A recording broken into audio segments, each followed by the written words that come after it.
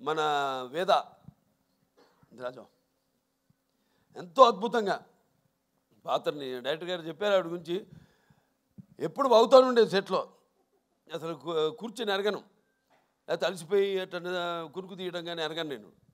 ఎప్పుడు ఎంతో అటు విన్నట్టే అటు ఇటు చూసుకుంటూ మళ్ళీ చెప్పినట్టు డైరెక్టర్ గారు కెమెరా ఆన్ అనగానే ఏమిందో ఏమి ఎప్పుడు చూసిందో తెలియదు కానీ చౌ అనుగా చెప్పినట్టే అంత బ్రహ్మాండంగా అభినయించింది. ఆ పాత్ర మరి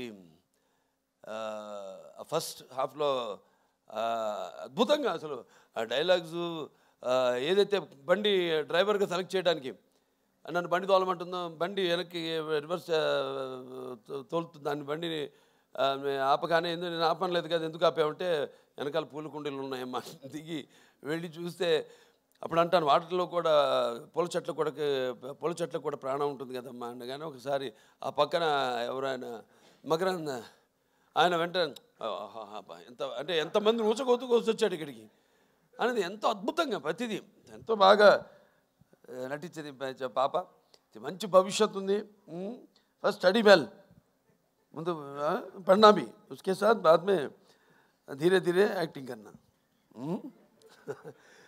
సరే మన సినిమాకి వస్తే చాలామంది అనుకుంటారు పాత్ర గురించి. ఇప్పుడు పాత్రలు పరకాయ ప్రవేశం అంటే పాత్ర సినిమా కథను ఓకే చేసి ఆ పాత్రకు వెళ్ళే వరకు నాకు తెలీదు.